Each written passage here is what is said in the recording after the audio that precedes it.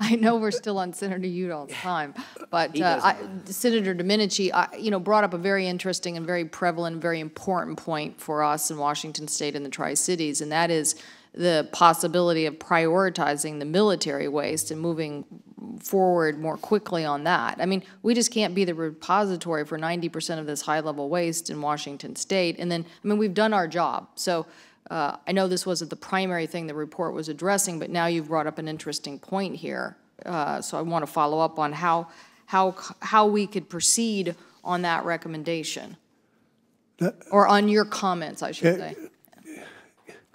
Mr. Chairman. Senator Udall was in the middle of his questioning. So maybe Senator Domenici and I could follow up. I know he's leaving, but this is a very important issue, and so I appreciate your comments this morning, and we'll look forward to hearing more on maybe officially for the record. Thank you. Senator Cantwell. Thank you, Mr. Chairman, and I apologize earlier for jumping in with Senator Risch and others on Senator Udall's time. I pointed out to the senator that Rocky Flats is in a better cleanup position than Hanford is, and that was why I felt I needed to jump in on his time. But I want to go back to that. Obviously, Hanford played this incredible role for our country, and we're very proud of that. And we've been working very diligently on something that's very complex and very costly. And, we're hopefully going to get to an end point here as vitrified glass logs start to be produced in the next 7 to 10 years, but they need a place to go.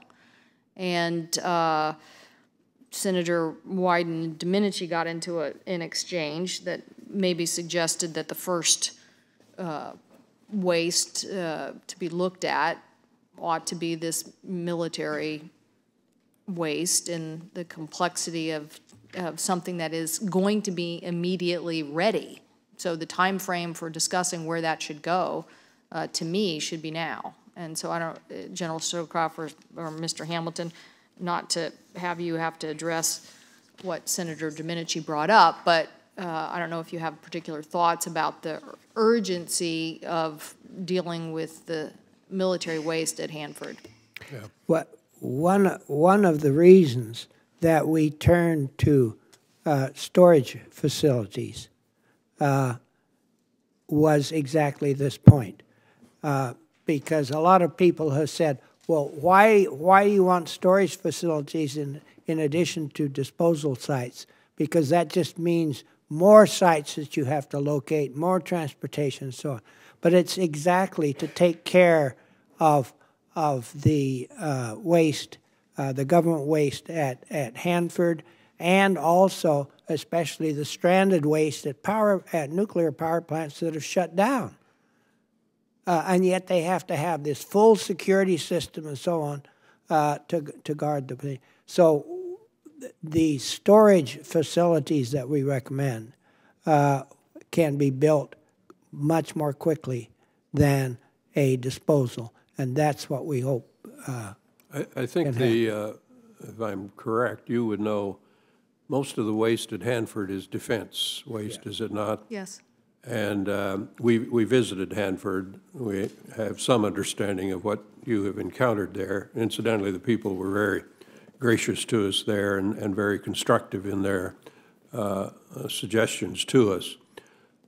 Quite frankly, we did not make a recommendation with regard to defense waste. The question came to us kind of late in the process. We did not really have the resources available in the committee to comprehensively assess the implications of whether defense waste and civilian waste should be commingled, as I think it is today, or since the Reagan administration, I believe.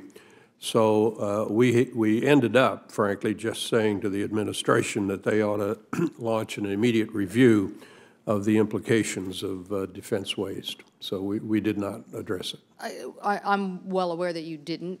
That's why I'm here this morning, because I do think it's a short coming of the process, because the issue at hand is that this is the site with the majority of the waste. We've been in diligent process to clean it up, and it's not that every solution put on the table in the past has been, I mean, getting a commitment for how much was going to be put in Yucca Mountain was also a very challenging thing. They were only going to take a small percentage. So this is about getting an answer for Hanford and where this waste, which, as I said, we will now have a shippable form in these vitrified logs within the next 7 to 10 years. So we can move forward. And so I would hope that we don't allow them, we can't allow them to become the de facto storage place. We can't. So I appreciate that what you're saying here this morning is that you see a path where maybe it could be the first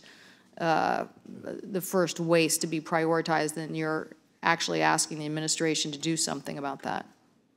I think it's very important we give those folks some hope out there that there is a solution underway. For a long time, I think they've operated with a feeling that there really isn't any hope. De facto, they're going to be the repository, and we don't want that. That's not the way to do it.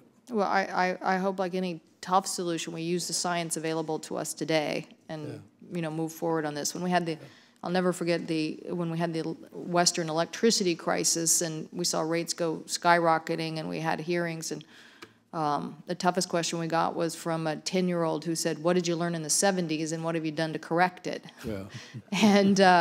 And I think that's the question for us today. What have we learned over the last 3 decades about how difficult this process is, and what are we going to do to correct it? So to me, moving forward on doing something about the military waste is critical. So thank you, gentlemen. Thank you.